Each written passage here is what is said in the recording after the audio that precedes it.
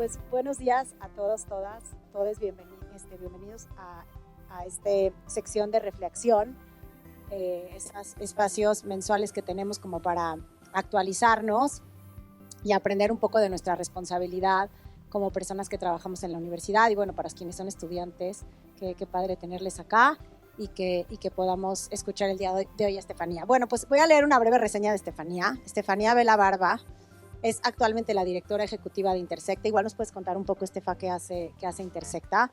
Estefanía es abogada, es feminista y estudió la licenciatura en Derecho en el ITAM y la maestría en Derecho en la Universidad de Yale, y está en curso, o no, la conclusión del doctorado. Seguro sí, en algún momento de la vida.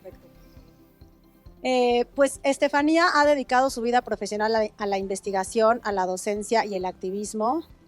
Su trabajo se ha enfocado siempre en el derecho a la no discriminación en las políticas públicas que se requieren para hacerlo efectivo. Ha trabajado en la Suprema Corte de Justicia de la Nación, que es donde yo la conocí hace muchísimos años ya, en el INE y en el área de derechos sexuales y reproductivos del CIDE, haciendo cosas, la verdad, muy, muy padres. Y bueno, pues como ya les digo, hoy es la directora de Intersecta, directora ejecutiva de Intersecta, una organización feminista que impulsa la igualdad en el ejercicio efectivo de los derechos humanos a través de la investigación y la promoción de soluciones de política pública redistributivas. Tienen algunos estudios muy interesantes sobre el tema fiscal, que también vino Alejas la vez pasada y nos contó un poco de eso. Interseccionales, no punitivas, este es siempre el enfoque de Estefanía desde hace muchísimo tiempo, y basadas en evidencia al problema de discriminación. Y bueno, pues qué gusto tenerles acá. Y Estefa, adelante. Muchas gracias, Mónica, por la invitación, y muchas gracias a la Ibero por tenerme aquí. Entiendo que tengo más o menos una hora. Cualquier cosa me dicen, porque luego se me va el avión. Y aprovechando que no es un espacio tan grande, si hay algo que voy diciendo que no necesariamente queda claro, creo que pues, interrúmpanme para que quede claro. Más allá de que entiendo la segunda porción de este espacio, estaría dedicada a pues ya más un diálogo. Preguntas, exacto. Preguntas, respuestas, traumas, experiencias y demás, ¿no? Que sé que este tema es muy importante y me parece fundamental empezar reconociendo que para mí la Ibero, en el tema en lo que a la discriminación y violencia en las universidades se refiere, creo que ha sido uno de los espacios que en lo personal me ha inspirado. Creo que aquí, particularmente en los últimos años, tanto las estudiantes como muchas profesoras han estado innovando en lo que significa tener universidades seguras, universidades igualitarias. Entonces, me importa empezar reconociendo eso. Desde ahí lo que yo vengo a platicarles es un poco el trabajo que hemos hecho en Intersecta, que como dijo Mónica ahorita, somos una organización de la sociedad civil, nos dedicamos a hacer investigación y a promoción de políticas públicas, ¿no? De qué manera tendrían que ser las leyes, de qué manera tendrían que ser los reglamentos, de qué manera tendrían que ser las políticas para garantizar los derechos de las personas de manera efectiva. Y lo que nos interesa sobre todo es encontrar políticas que no recurran, como siempre, a las fiscalías y a la cárcel como respuesta. Y en ese enfoque creo que uno de los puntos que ha sido fundamental en años recientes, y creo que esa es mi atracción personal con el tema de las violencias y las discriminaciones en las universidades, es que muchos de los grandes reclamos, particularmente del estudiantado, se dirigen no a las fiscalías, sino a sus universidades. Y esto es algo que me importa mucho visibilizar, porque también hay universidades que cuando les llegan los reclamos es ventanilla 18 a las fiscalías, y justo el estudiantado es, no me importa las fiscalías, lo que quiero es que tú cambies, lo que quiero es que tú, mi universidad en la que habito cotidianamente, sea quien me responda. Y esto es algo que, de los pocos estudios que hay, por ejemplo aquí la ENDIRE, cuando las personas, las mujeres en este caso, que es lo que mide la ENDIRE, denuncian las violencias que viven en el contexto escolar, 9 de cada 10 lo denuncia ante sus propios centros escolares. Entonces creo que en este tema en particular hay esta urgencia porque sean las universidades las que se transformen. Dado este contexto, una de las preguntas que ha guiado el trabajo que hemos hecho en Intersecta, y que también me parece muy importante decir, este ha sido un trabajo que ha sido en conjunto con el Consejo para Prevenir la Discriminación de la Ciudad de México. La pregunta fundamental que nos ha guiado es cómo deben transformarse las universidades mismas para dar seguridad e igualdad a sus estudiantes, ¿no? Entonces, esto lo digo como una acotación, no me voy a enfocar en qué deberían hacer las fiscalías para responder. Y esto lo digo porque también, hablando de cómo se transforman los problemas, por ejemplo, en la Ciudad de México ya hay una fiscalía para atender delitos contra estudiantes, ¿no? Entonces, frente a los reclamos, otra fiscalía especializada. Esto no va. Aquí es qué tiene que pasar para que las universidades mismas se transformen. Y desde ahí también, ¿qué autoridades tendrían que estar involucradas, autoridades del Estado, para que las universidades se transformen, ¿no? Y si lo que queremos hablar es de instituciones, más que las fiscalías, que están pensadas para resolver problemas entre personas concretas, sé que ya el Código Penal permite sancionar personas morales, pero creo que ahí el derecho penal se queda corto y otros derechos, como el derecho administrativo y el educativo, serían mucho más, digamos, adecuados para empujar este tipo de transformaciones.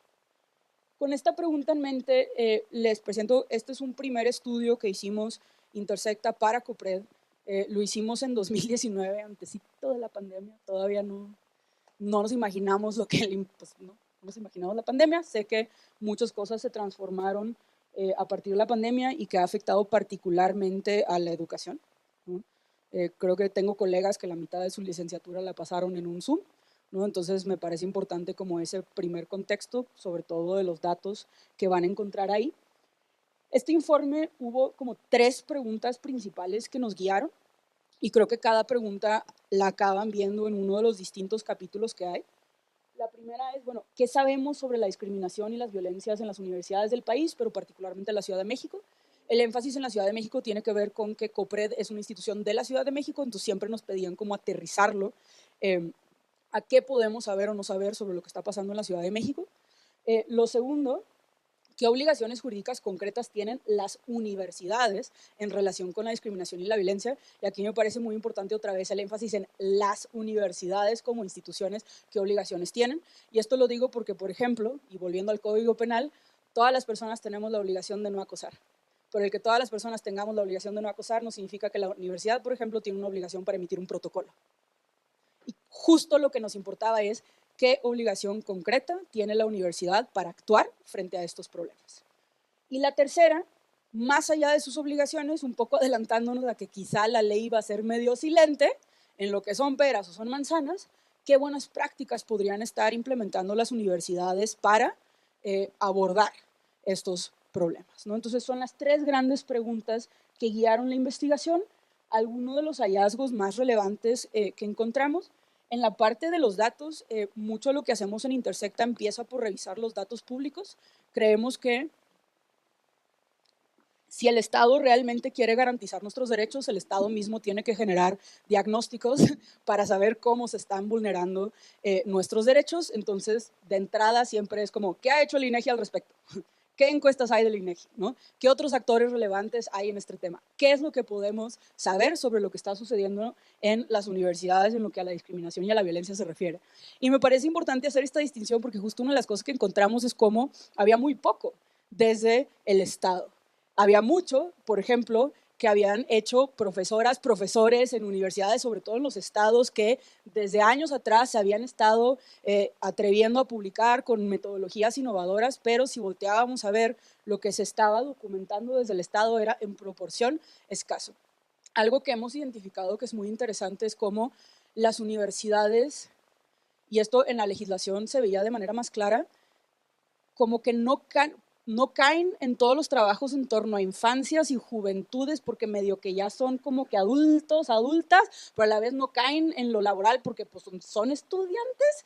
Entonces ahí había como que un hueco y esto se veía en distintas encuestas. Por ejemplo, incluso la misma Endire, que tiene un apartado de violencia escolar, mide todas las violencias escolares y es relativamente difícil aislar lo que pasa en las universidades, ¿no? Entonces, eso en general y digamos, resumiendo otra de las cosas que encontramos, hay muchos datos de brechas. Por ejemplo, X porcentaje de personas con discapacidad están en las universidades en contraposición a X porcentaje de personas sin discapacidad, ¿no? X porcentaje de personas que hablan una lengua indígena tienen acceso a educación superior contra X porcentaje de que no tienen acceso a la educación superior. Entonces encontramos mucha información de brechas que es importante para entender sobre todo quiénes están en las universidades, ¿no? Y lo que revelan esos datos es que las universidades, pues no todo el mundo está accediendo a ellas. Hay fuertes diferencias justo, por ejemplo, entre poblaciones que hablan una lengua indígena o que se identifican como indígenas, ¿no? Y quienes no lo son. También el tema de la discapacidad, con los pocos datos que hay sobre personas con discapacidad, podía verse una brecha. Y esto es muy importante porque muchas veces ya los espacios vienen predeterminados y si genuinamente los queremos hacer igualitarios, el problema es desde cómo están nuestros procesos para que entren aquí.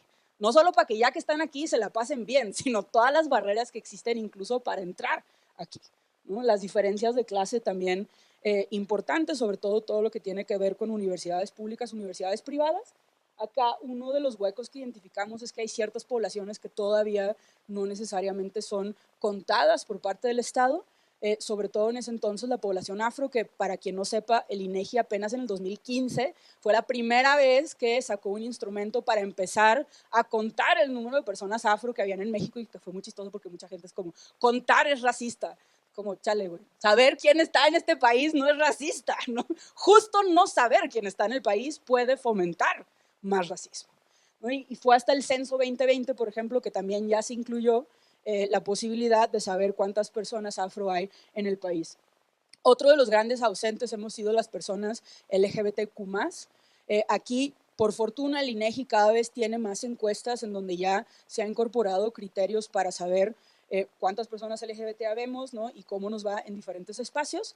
La más importante, la más reciente, la ENDISEC de 2021, lo que pasa con esta encuesta, y es lo que pasa muchas veces con encuestas que buscan saber qué pasa con grupos históricamente discriminados, es que están muy enfocados en los grupos históricamente discriminados y preguntan sobre discriminación en distintos espacios, pero las particularidades de los espacios se pierden un poco. Por ejemplo, la ENDISEG es lo que nos permitió saber más o menos cuántas personas LGBT vemos en el país, y resulta que somos muchas más de las que luego las personas creen, ¿no? Y tiene un apartado de cómo te va en el trabajo, cómo te va en la escuela, cómo te va en la calle, pero la información de esos apartados se queda corta. Entonces podemos saber muy poco sobre la experiencia escolar. Se entiende, de nuevo, por qué es así. Si el punto está sobre todo sobre el grupo históricamente discriminado, pues los ámbitos quedan un poco en segundo plano, pero también lo digo porque me parece muy importante el que lleguen a existir encuestas, estudios que permitan ya no solo ver poblaciones, sino fenómenos concretos. En este caso, ¿qué está pasando, por ejemplo, con las universidades? Ahora, encontramos aquí datos también sobre violencias, pero lo que pasa, ya lo mencioné, muchas no eran específicas sobre las universidades. También había ciertas poblaciones clave, ¿no? Las personas afro, personas LGBT. Aquí puse de manera no irónica a los hombres, pero quiero explicar por qué. Justo la ENDIRE es la encuesta más importante para medir la violencia que viven las mujeres. El problema de la ENDIRE es que solo mide la violencia que viven las mujeres, ¿no? Entonces, ni siquiera, y por las mismas mujeres, convendría incluir a los hombres para poder comparar si hay violencias que en efecto tienen efectos diferenciados o no. El hecho, la ENDIRE es de las que más carnita tiene el ámbito escolar, pero pues nos permite saber qué pasa con las mujeres, pero no necesariamente qué pasa con los hombres, y pues cómo se compara la experiencia de unos y de otras, ¿no? Aquí tenemos que recurrir a otro tipo de encuestas, ¿no? Y creo que relacionado también con lo anterior, de qué poblaciones son vistas o no son vistas, otro de los grandes huecos que encontramos es como esta exclusión de medir ciertas violencias, como puede ser, por ejemplo, la violencia racista, clasista, capacitista. O sea, si nosotros analizamos la ENDIRE tiene ciertas preguntas como, por ejemplo, te excluyeron del salón de clases por ser mujer. Que eso te permite identificar ciertas violencias de género, pero no hay preguntas equivalentes sobre violencias capacitistas o violencias clasistas o violencias, ¿no? Racistas, incluso cómo se aterrizan mujeres, ya dejen ustedes cómo se aterrizan en hombres o mujeres, ¿no? Entonces, este tipo de sesgos, digamos, creo que salvo algunas excepciones persisten hoy, y me parece importante nombrarlos porque también otra de las cosas, y esto se va a ver en las leyes que hemos identificado, es como mucha de la conversación en torno a discriminación y violencias en las universidades por razones históricas, pero muchas se enfoca sobre todo en violencias de género que afectan a mujeres y más recientemente que afectan a personas LGBT, pero estamos dejando fuera toda esta otra multiplicidad de violencias, por no decir las violencias que no necesariamente cruzan con la discriminación y que eso no les quita las violencias. Puedes tener un profesor déspota y grosero que no necesariamente sea clasista, racista, nomás es terrible y eso tampoco está bien, ¿no? Puedes tener compañeritos, compañeritas de clase que igual y no dicen nada que para llamarle al CONAPRED, pero pues que se comportan de manera Gracias, Fea. Es la palabra que estaba yo buscando, ¿no? Y eso también me parece importante decirlo. Sobre la parte jurídica, de nuevo, una de las preguntas que nos guiaban es ¿qué obligaciones concretas tienen las universidades? Y creo que ahí encontramos también de los huecos más grandes donde teníamos que escarbarle a la legislación para poder afirmar con todas sus letras. Mi universidad tiene 2 puntos, bueno, estas obligaciones, 2 puntos, ¿no? Tenía que hacerse una construcción muy fina y aquí, de nuevo, creo que fue muy evidente, por ejemplo, la Ley General de Educación, que esa rige para todos los niveles educativos, incluida la educación superior, tenía creo que una mención de la palabra violencia o de que 4. ¿No? Y tú dices, sí, esto es lo que rige para toda la educación del país y no se contempla una de las experiencias más cotidianas del estudiantado, que es que vienes a la escuela y aprendes y está muy padre y haces amiguitos y amiguitas, pero también hay gente, otra vez como dijeron, o sea, que te trata así, ¿no? Había como, se enuncia el derecho a la integridad del estudiantado y luego había unos parrafitos sobre lo que tienen que hacer las autoridades educativas, pero si leen los parrafitos, mucho ya se convertía en para menores de edad. Entonces la preocupación sobre todo aterrizado para pues, niños, niñas y adolescentes y justo la parte del estudiantado universitario, que por supuesto hay estudiantes que son menores de edad, pero la gran mayoría después del primer año ya no lo es, ¿no? Entonces ese tipo de huecos veíamos en la Ley General de Educación, también en la Ley de Educación de la Ciudad de México un poco se repetía esto, ¿no? Entonces había pues muy poco. Y claro, eso a mí me servía para entender luego las disputas que había en las universidades donde llegaban por lo general los estudiantes, ¿no? Y las universidades era como, yo no tengo que hacer eso, es un problema de la fiscalía, o si genuinamente querían hacer cosas, pues no había mucha luz, porque en teoría una de las funciones que debería estar cumpliendo el derecho es dar luz. No solo dime cómo no, dime cómo sí, hacia dónde tengo que ir. No es que me tengas que resolver todo, pero ¿qué es lo mínimo que sí estoy teniendo que hacer? Eso no significa que no había nada, y esto me parece muy importante, pero no al menos con el detalle que creo un problema como el de la discriminación y la violencia en las universidades amerita. Esto cambió con la Ley General de Educación Superior. Y que aquí, híjole, perdón el dato curioso, pero no había una Ley General de Educación Superior. Y eso me parece súper importante decirlo. O sea, tampoco es que las universidades estaban reguladas de manera increíble en todo, salvo la violencia y la discriminación. Algo tan básico como una ley que agrupara el para qué de la educación superior, el cómo de la educación superior no la teníamos. Teníamos una cosa que era la Ley General para la Coordinación de la Educación Superior como de 1978. No es broma. Se hizo una reforma constitucional y en la reforma constitucional se mandató que hubiera esta Ley General de Educación Superior. Ahí fue muy interesante porque llegamos a leer la primera versión, el primer borrador de esta ley y tampoco traía mucho sobre violencia y discriminación, pero ya en lo finalmente promulgado, ahora sí creo que trae muchísima carnita. Algunos ejemplos de lo que me parece interesante de esta ley. ¿Cómo articula la preocupación por la igualdad y por la seguridad desde, yo diría, los objetivos mismos de la educación superior? Y esto me parece muy interesante, ¿no? Porque hay veces que se ve como una cosa es la educación y otra cosa es la preocupación de la discriminación y la violencia, y justo lo que hace la ley es si no atendemos la seguridad y la igualdad, la misma experiencia educativa, la posibilidad de que aprendas se ve mermado. No son cosas separadas, sino son cosas que van de la mano para que la experiencia educativa se potencia con la igualdad y la seguridad. Y algunos ejemplos para mí de cómo se hace esto, por ejemplo, aquí está el artículo 7, ¿no? Habla de cómo la educación superior tiene que fomentar ciertas cosas, entre ellas el desarrollo humano integral del estudiante en la construcción de saberes, y este desarrollo humano, esta construcción de saberes, necesariamente, entre muchas otras cosas, tiene que incluir el combate de todo tipo y modalidad de discriminación y violencia. Y aquí me parece muy importante de nuevo señalar el todo tipo de discriminación y violencia. No lo está limitando a discriminación por género, no lo está limitando a violencia contra las mujeres, todo tipo de discriminación, todo tipo de violencia. Y para mí la implicación empieza a ser de aquí clara. Si las universidades van a tener un programa para la igualdad, ya no se puede quedar simplemente en el programa para la igualdad de género, por ejemplo.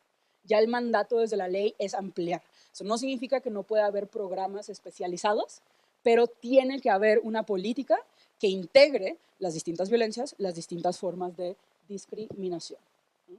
Otro ejemplo, la educación superior se orientará conforme a los criterios siguientes: igualdad sustantiva, inclusión, igualdad de oportunidades, ¿no? Que son conceptos relacionados, pero cada uno tiene lo suyo, y para mí creo que lo importante es cómo obliga a las universidades, otra vez, no solo a pensar en qué hacemos una vez que el estudiantado ya está aquí, sino cómo incluso garantizamos que entren más personas a la universidad, ¿no? Esta última parte, la igualdad de oportunidades, que garantice a las personas acceder a la educación superior sin discriminación. Esto también me parece muy, muy importante, y esto lo digo porque, aterrizado a las universidades, lo que sea que hagan las universidades, el departamento de admisiones tiene que estar sentado en la mesa. No solo el comité para atender casos de violencia, el departamento de comunicación y todos los que llevan la, ¿cómo le llaman a la promoción? Tienen que estar sentados, sentadas también como parte de las discusiones. Esto también me parece una de las cosas más importantes de la ley, que pone el foco no solo en el estudiantado, sino también, por ejemplo, en el profesorado, ¿no? Que otra de las cosas, no nos hemos enfocado mucho en Intersecta, pero siempre que abordamos el tema de la violencia y la discriminación en las universidades, una de las cosas es pues, la precarización del trabajo de los profesores y las profesoras. Y algo que ha pasado particularmente con temas de género es que las pobres profesoras, que desproporcionadamente son menos las mujeres las que tienen plaza, son menos las mujeres las que tienen SNI, son menos las mujeres las que tienen salarios dignos, encima tú, la feminista, ven, hazte cargo de esto, ¿no? Y ya no solo tienen la doble jornada, sino la triple jornada, porque hay que hacernos cargo de la actividad política de la institución de educación superior. No tenemos lana extra, lo haces porque estás comprometida, ¿no? Y esto un poco lo que pone el foco es que, entre las muchas otras cosas, por ejemplo, hay que garantizar el incremento de la incorporación de académicas. Entonces también pone el foco en las acciones afirmativas que se tienen que tomar para que haya más, particularmente profesoras, en las universidades, y que por supuesto las condiciones sean genuinamente igualitarias, ¿no? Y también lo otro que me parece muy importante, ¿no? Como la incorporación de la transversalidad de la perspectiva de género, que aquí noten que ya lo acotaron a género, pero bueno, dentro del género, a todas las funciones académicas de enseñanza, investigación, extensión y difusión. Entonces, no es solo la atención a los casos, tiene que atravesar todo lo que las universidades hacen. Eso incluye la enseñanza, eso incluye la investigación también. Entonces, esa parte, y claro, la extensión y la difusión. Lo que luego muchas veces nos enfocamos sobre todo en las licenciaturas, pero creo que este significado de extensión es, bueno, todos los programas de educación continua que lleguen a hacer las universidades, ahí también se tienen que hacer la pregunta por qué está pasando con la igualdad.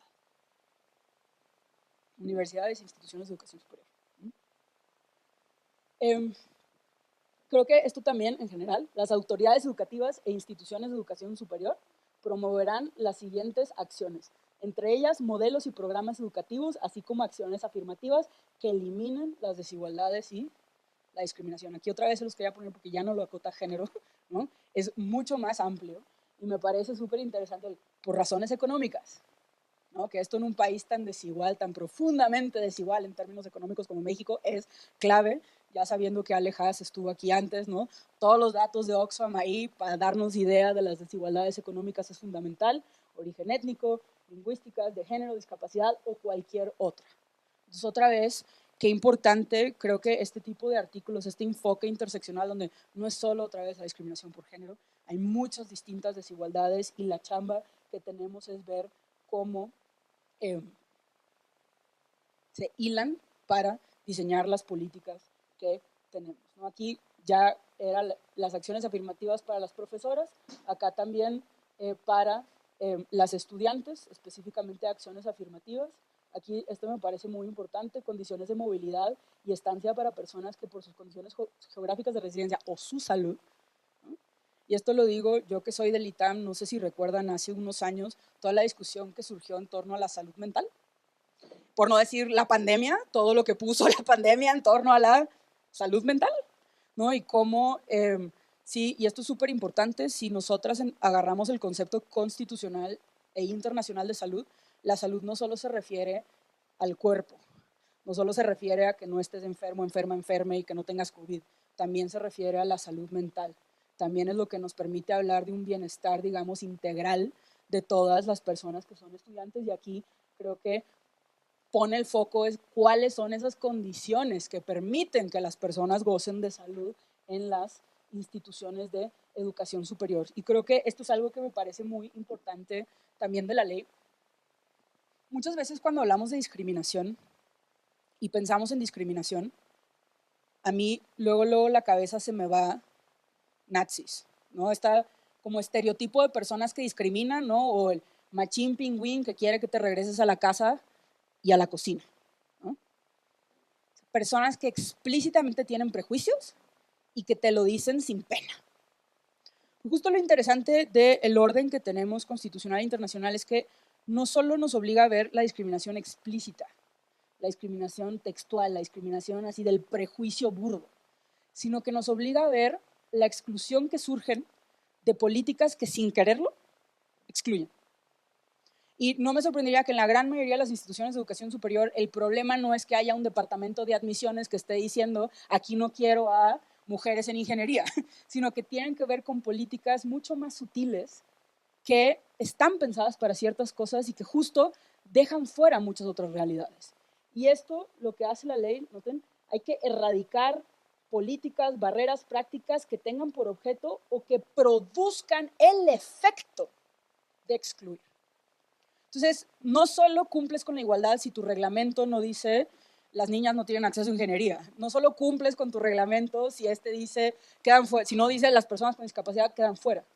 Cumples si tus políticas y prácticas universitarias no tienen el efecto de excluir.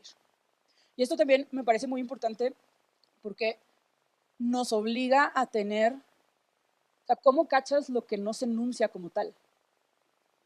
Tal machín pingüín que te regresa a la cocina, pues literal te lo está diciendo, ¿no? O sea, lo cachas porque te lo dice. ¿Cómo cachas lo que no se anuncia como discriminatorio? Y esto nos obliga a tener, por ejemplo, sistemas de datos. Ya no solo el INEGI o la NUYES, sino cada institución de educación superior tendría que tener un sistema que le permite detectar quién se está quedando afuera en dónde, ¿no? Finalmente, otra de las innovaciones de esta ley, el tema de la violencia. Y este es uno de los artículos, hay otro, el 43, que está más largo, pero me parece súper importante resaltar alguna de las cuestiones, ¿no? que creo que este es el más importante para lo que la violencia se refiere, ¿no? Las instituciones de educación superior, con apoyo a las autoridades respectivas, promoverán las medidas necesarias para la prevención y atención. Esto es súper importante. No es solo cómo resuelvo el caso concreto. No es solo si me explota el conflicto entre estudiante A y estudiante B. ¿Qué hago para que se reduzcan los conflictos? ¿Qué hago para que se reduzcan los actos de violencia? ¿Qué hago para que esto suceda menos? Lo segundo, atención. Atención y resolución no es lo mismo. Hay muchas personas, y ahorita lo veremos con más detalle, que no necesariamente quieren denunciar y no quieren tener un proceso largo, pero eso no significa que no tengan atención. Aquí obliga a esas dos medidas o dos tipos de medidas, ¿no? Y de nuevo quiero remarcar todos los tipos y modalidades de la violencia. Luego específicamente la de género, pero una cosa específicamente, pero como quiera la categoría grandota incluye a todas, ¿no? Y también me encanta esto, protección del bienestar físico, mental y social, ¿no? Y esta distinción me parece curiosa porque muchas veces, si lo pensamos, no tener violencia, yo lo diría, es una condición necesaria, pero no suficiente para tener bienestar. El bienestar es como más que la no violencia. Y creo que esto pone la vara alta. O sea, no solo se trata de que no se la pasen mal, sino que estaría bien que se la pasen bien. No es lo mismo. Dichas medidas se basarán en diagnósticos y estudios de las actividades académicas, escolares, administrativas para lograr una detección y atención oportuna de los factores de riesgo, violencia y discriminación, estableciendo protocolos de atención y proporcionando, en su caso, servicios de orientación y apoyo de trabajo social, médico y psicológico.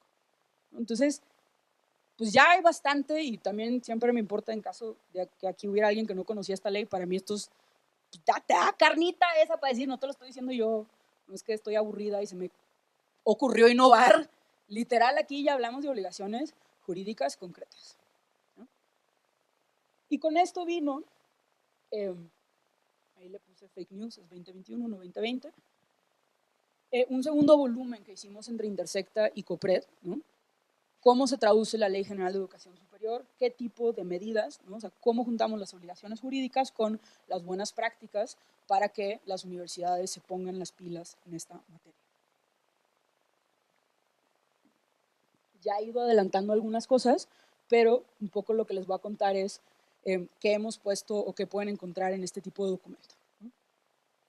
Hay un apartado de políticas transversales para la construcción de la seguridad, y justo lo que tratamos de promover con este manual, digamos, es que no hay una sola política, hay varias políticas y las políticas se entrelazan de alguna manera. Hablamos, qué oso, pero bueno, un como círculo virtuoso donde si están todas las piezas se van retroalimentando entre ellas. Hablamos de políticas de participación, ahorita voy a ahondar más en ellas, que a la vez las políticas de participación alimentan políticas de información, a la vez las políticas de información alimentan la normativa, a la vez la normativa alimenta las políticas de comunicación, estas las políticas de prevención, políticas de atención, políticas de resolución y restitución de derechos y políticas de rendición de cuentas y otra vez se conectan con las políticas de participación. Entonces, esto me parece muy importante porque, de nuevo, y entiendo por qué ha sido así, creo que en esta materia mucho de lo que se ha hecho ha surgido a partir de casos concretos y ante los casos concretos lo primero que surge es tener algo para atender casos concretos, pero justo si nos tomamos en serio la parte de prevenir, resulta que no basta con tener una ruta para denunciar casos individuales, sino que tienes que contemplar muchas más medidas. ¿A qué se refieren en estas? Las primeras llamamos políticas de participación con y para la comunidad. Y esto es porque nos parece importante establecer mecanismos para que la comunidad universitaria participe en la implementación, implementación y evaluación de las políticas universitarias. Un poco el sin la comunidad nada. Parece muy obvio, pero también en años recientes explotan los casos y, oye tú, profesora de género, tienes 3 días para hacer el protocolo.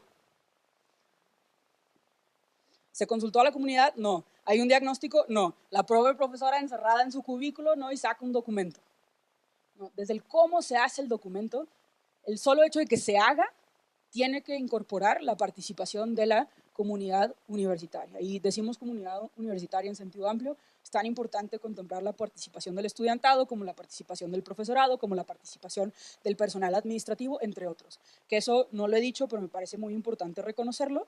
Estas son políticas, digamos, mínimas que hemos encontrado y que es muy importante que cada institución de educación superior las adapte a su contexto.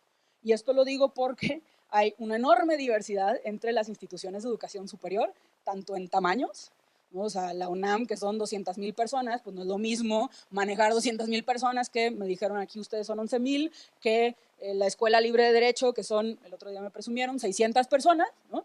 Los retos son distintos, ¿no? Y esto también lo digo porque encontramos universidades, por ejemplo, donde puede haber sindicatos, puede no haber sindicatos, puede haber plazas donde vienen un reglamento y estatuto que se reforma cada 10 años y lugares donde no. Toca adaptarlo a su contexto, pero lo ideal es que en ese contexto se contemple la participación de los distintos grupos que puede haber. Y sí es muy importante considerar las particularidades de cada grupo. Vuelvo a lo mismo, para el profesorado que está sindicalizado, la negociación puede ser muy distinta que el profesorado que no lo está, pero en ambos casos importa que el profesorado sea parte de la discusión. Políticas de información. Es importante establecer mecanismos para conocer la conformación, necesidades y problemas de la población universitaria que incluya las violencias. ¿Quién es mi población? ¿Quién está aquí presente? ¿Quién queda fuera? ¿Quién quiere entrar pero no la arma? ¿Quién sale? ¿En qué punto sale? ¿Quién la pasa bien? ¿Quién la pasa mal? ¿No? Una de las cosas que hemos visto es, por ejemplo, muchas universidades hacen los protocolos sin diagnósticos y justo esto es, no, a ver, igual y tú no tienes los mismos retos que la UNAM, igual y tú no tienes los mismos retos que el ITAM, igual y la Facultad de Ingeniería no tiene los mismos retos que la Facultad de Derecho. Igual y, o sea, por ejemplo, para quienes estudiaron aquí Derecho, los malditos exámenes orales que te hacen ponerte traje, el tema no del traje, pues igual y no se ve en otras carreras. Por eso los diagnósticos son tan importantes, para saber cuál es mi problema en concreto. Y el diagnóstico también es lo que te permite saber si vas bien o vas mal, ¿no? Se hace el diagnóstico este año y se tiene que establecer una periodicidad para poder darle seguimiento. Igual y hay cosas en las que sí mejoraste en un año, igual hay cosas que no. Igual y se te atraviesa una pandemia y están surgiendo cosas que no tenías en mente. Y esto te permite captarlo. Ahora, esto lo digo porque una de las cosas que hemos visto es cómo hay ciertas universidades, por ejemplo, que empiezan a publicar estudios sobre quejas. Y o sea, cuántas quejas llegaron al comité de género, ¿no? Las quejas son un componente importante, pero muchas veces las quejas se toman como sinónimo de incidencia, o sea, como si las quejas fueran reflejo de la violencia que hay. Y no, las quejas es lo que llega a las instituciones. Si aumentan las quejas, puede ser porque aumentó la violencia, pero puede ser porque la gente confía más en la institución y que el aumento de quejas se deba a un tema de confianza. Por ejemplo, el tener diagnósticos sobre las violencias y separarlos de los diagnósticos sobre las instituciones de atención y resolución justo es lo que te permite ver, ¿aumentó la violencia o está aumentando el número de personas que llegan a mis puestas buscando una resolución? Entonces, eso parte también me parece muy importante. Entiendo que puede ser difícil igual hacer un diagnóstico cada año, pero es muy importante que dentro de las políticas se establezcan cada cuánto se va a hacer qué tipo de diagnóstico. Y de nuevo, algunas preguntas clave. ¿Cuál es nuestra población? ¿Cuál es su experiencia? ¿Cómo es la atención? ¿Cómo cambia en el tiempo? Me importa abordar algo, sobre todo quienes somos LGBT y exigimos que se nos cuente. Uno de los argumentos que más se da es ¿cómo lo va a preguntar a las personas por su orientación sexual? Eso es privado. A la vez, si no nos cuentas, pues ¿cómo vas a saber cuáles son nuestras necesidades? Y ahí lo que les presento son una serie de principios de derechos humanos aplicados a los datos que ha liberado las Naciones Unidas, ¿no? Y esto es súper importante. El que las instituciones de educación superior tengan que ser diagnósticos no significa que todo se vale, ¿no? Hay ciertos principios de derechos humanos a los que hay que apegarnos, ¿no? Entre ellos, ¿no? Este es el principio de participación también, que al momento de diseñar las encuestas se incorpore la voz de las personas en su diseño, elaboración, implementación, ¿no? El principio de la desagregación, entre más datos puedas desagregar, mejor. El principio de autoidentificación, ¿no? O sea, una cosa es que tú creas que yo soy LGBT y otra cosa es que yo me nombre LGBT y tu encuesta tiene que ser de forma tal donde las personas se puedan nombrar a sí mismas. Por supuesto, el respeto a la privacidad. Siempre es importante que las encuestas permitan que las personas no respondan a ese tipo de preguntas si no quieren. Y el principio de la transparencia y de la rendición de cuentas, ¿no? Que los resultados de esas encuestas sean públicos y que a la vez pueda ver cómo están funcionando para que todo funcione. Entonces, esto de nuevo me parece muy importante porque pues sí, hay una parte donde si quieres medir las personas que somos LGBT, pues se va a tener que preguntar por la orientación sexual, que tradicionalmente es visto como algo privado. Creo que respetando estos principios se puede llegar a ese equilibrio donde no responde quien no quiere, pero te permite empezar a visibilizar a quienes lo somos y nuestras necesidades. Los diagnósticos, de nuevo, ¿para qué sirven? ¿Cuál es el problema que tenemos aquí? ¿Dónde está la bronca? ¿No? Y en esa definición del problema, pues también surge toda la necesidad de crear, perdón, aquí nos salen lo abogadas, pues marcos normativos. ¿Qué entendemos por marcos normativos? ¿Cuáles son las reglas? ¿Cuáles son los acuerdos que nos deben de regir como institución de educación superior? ¿No? O sea, sí es importante que haya documentos por escrito, que estén a disposición de todas las personas, que nos puedan señalar qué es lo esperado, qué no es lo esperado, ¿no? Y es importante que en estos documentos haya claridad sobre los conceptos, los sujetos y los ámbitos de aplicación. ¿A qué nos referimos a esto? Algunos, de nuevo, la ENDIRE solo mide mujeres, pero me parece ilustrativa del tipo de cosas que habría que contemplar. Esta es ENDIRE 2021, creo que casi no se ve, pero básicamente muestra de las mujeres universitarias que identificamos, qué tipos de violencia están viviendo, y la lista de violencias incluye piropos ofensivos, insinuaciones sexuales o insultos en línea, le han comentado que las mujeres no deben estudiar, te han ignorado por ser mujer, ofensas y humillaciones por ser mujer, te han hecho sentir miedo de ser atacada o abusada, manoseos, tocamientos, arrimones sin consentimientos, pellizcos, jalones de pelo, bofetadas, empujones con objetos. Te han vigilado en la escuela, te han dado beneficios a cambio de un acto sexual, han publicado en medios digitales imágenes tuyas sin tu consentimiento.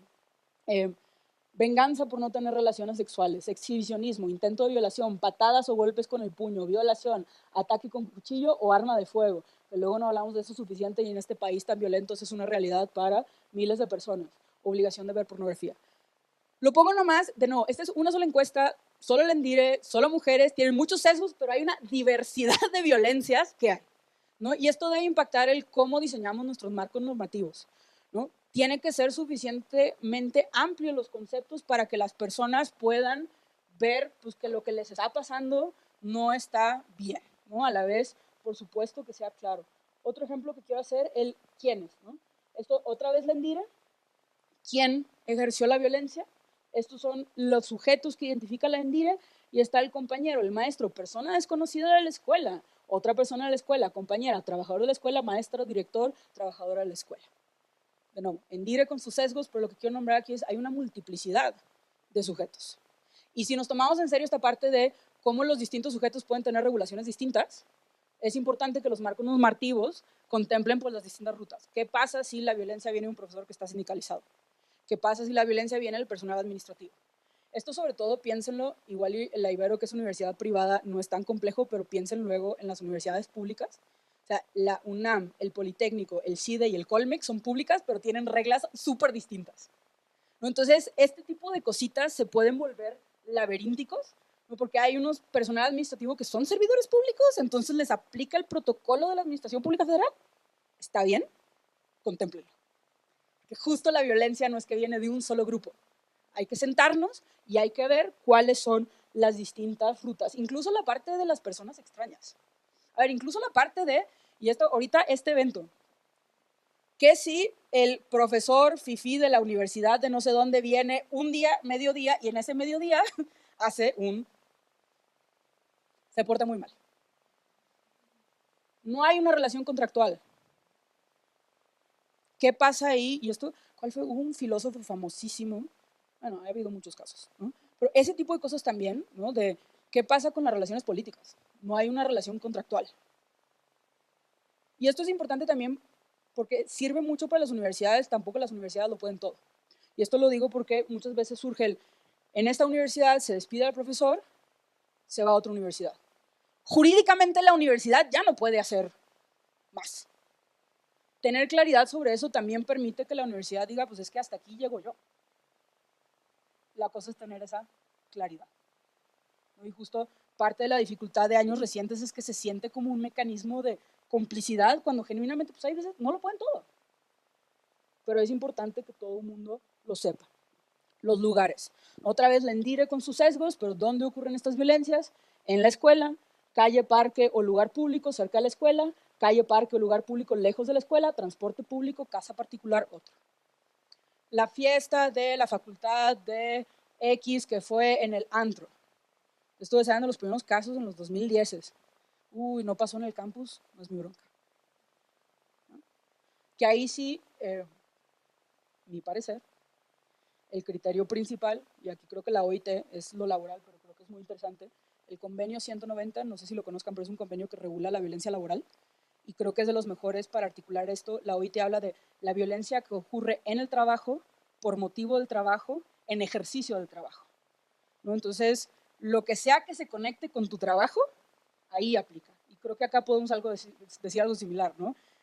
Por motivo de mi educación, en relación con mi educación, en el contexto de mi educación, o sea, estoy en esta fiesta porque son mis compañeros de la escuela. Se extiende ahí la protección universitaria, ¿no? Pero, de nuevo, lo señalo porque no toda la violencia ocurre aquí y es importante que esas normas incluyan todas estas cuestiones diferentes, ¿no? Que pueden darse. Políticas de comunicación. Es importante hacer un esfuerzo porque las políticas se conozcan para facilitar su uso. Tenemos el protocolo, pero necesitas como 18 clics para llegar a él. ¿Qué está haciendo la universidad para que ese protocolo se conozca, para que ese protocolo se apropien las personas de él? Cada cuánto hace conferencias para promoverlo, cada cuánto manda correos, así como, ¿sabía usted qué? Aquí justo los departamentos de comunicación son clave para ver cómo socializamos esas políticas.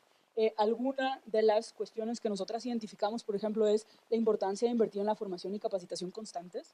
¿Te presentan el protocolo en la inducción? Así como, aquí en caso de sismo, corra para acá. En caso de discriminación y violencia, esta es la ruta. ¿Pasa eso con los estudiantes o no?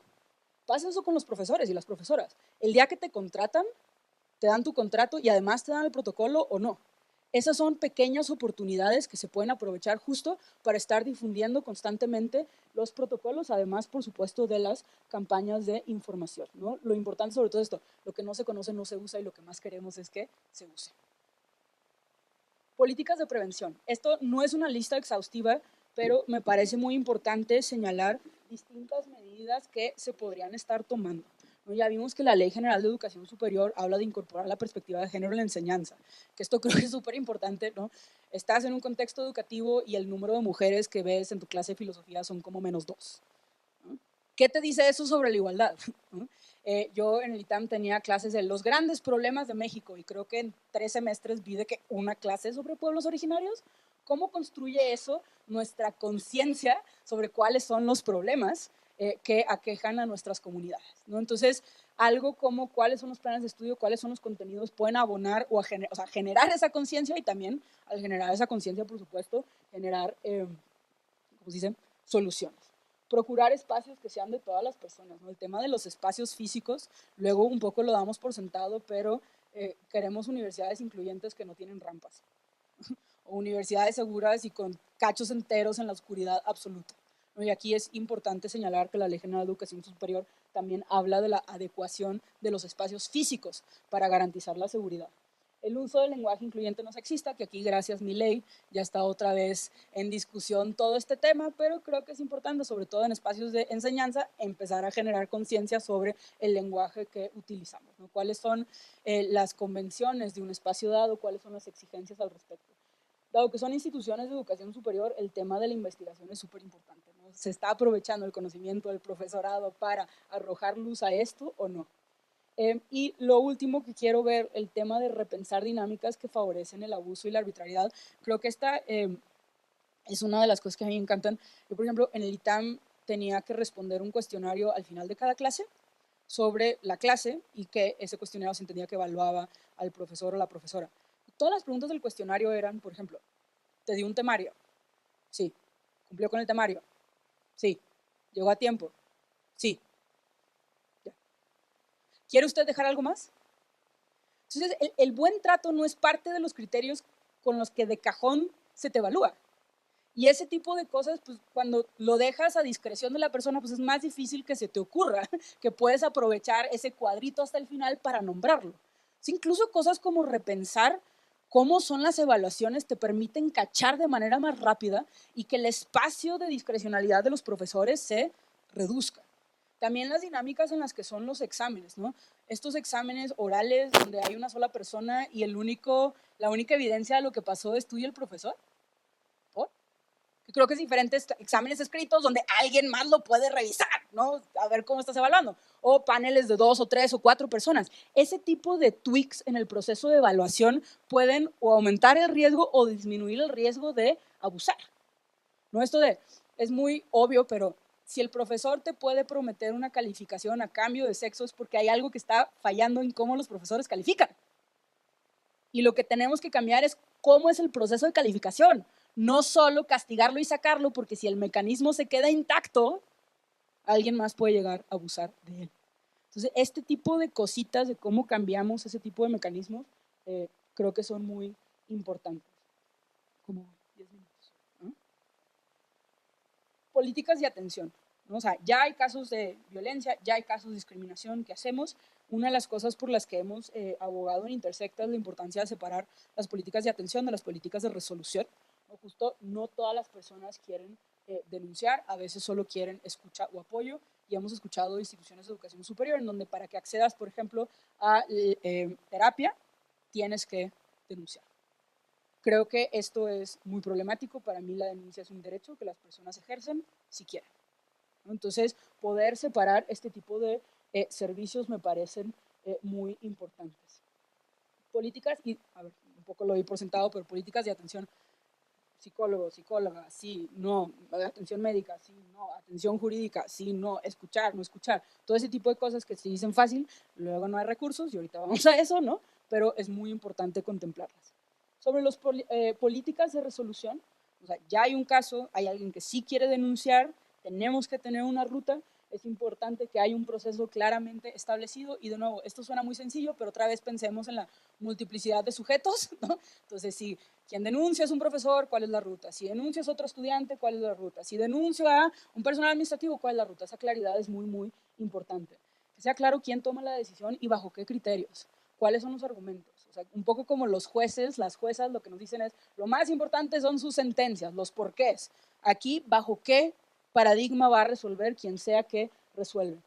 Muy importante que los procesos contemplen medidas de protección, ¿no? En lo que son peras o son manzanas, la estudiante no va a la clase. En lo que son peras o son manzanas, cambiemos de profesor. En lo que son peras o son manzanas, tener ese tipo de medidas es muy importante y algo que me parece crucial, el foco no se puede quedar en la sanción, sino también en la reparación.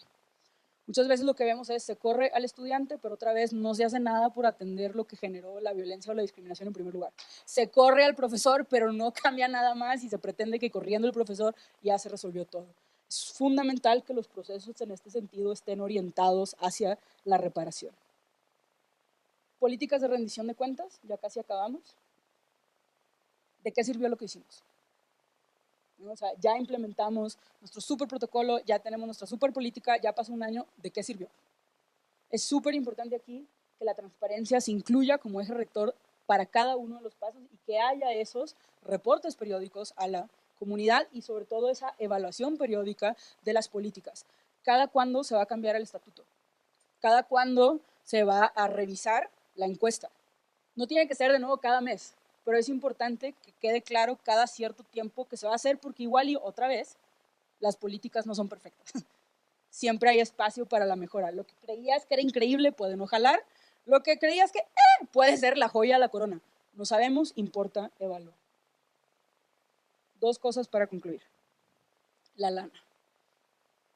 Okay. Tenemos que erradicar la igualdad de género. Toma 100,000 pesos todo el año para hacer las conferencias, todas las adecuaciones, el estudio y el diagnóstico. ¿Cuánta lana va a haber para esto? ¿Cómo se va a distribuir esa lana? ¿Cómo vamos a fiscalizar esa lana? ¿No? Eso es súper importante, tener conversaciones sobre el dinero, que sé que no son comunes, ¿no? Sobre todo en instituciones privadas, ¿no? Las públicas todavía medio tienen que rendir cuentas por ser públicas, pero acá no. Y una de las buenas prácticas, y esto viene en la Ley General de Educación Superior, un órgano rector para coordinar y articular, que no es lo mismo para tomar todas las decisiones, pero siempre es útil tener a alguien que esté empujando la conversación, ¿no? Y jalando al asiento a las distintas personas involucradas. Pues démosle un aplauso enorme a Estefanía por habernos compartido pues estos años de trabajo bien documentado desde Intersecta y también pues toda su experiencia desde hace muchos años como académica, como activista, como feminista. Gracias, Estefa, de verdad por estar aquí, por aclararnos muchas cosas. Creo que para mí es un excelente recordatorio de las obligaciones que tenemos como autoridades en el espacio universitario y de lo que tenemos que hacer. Ahí está, ¿no? El otro día hablamos de acciones afirmativas. No es algo que quisiéramos hacer porque somos buenas personas y nos caen bien las personas, ¿bla? Sino es una obligación. Entonces ahí está para quienes somos autoridades, para quienes son estudiantes, ahí están las exigencias a la universidad, ¿no? En la ley propiamente, digamos, y no como de exigencia de vamos a protestar, o sí también, pero como que cómo trabajamos en conjunto, como dice Estefanía. Me encantó esta parte.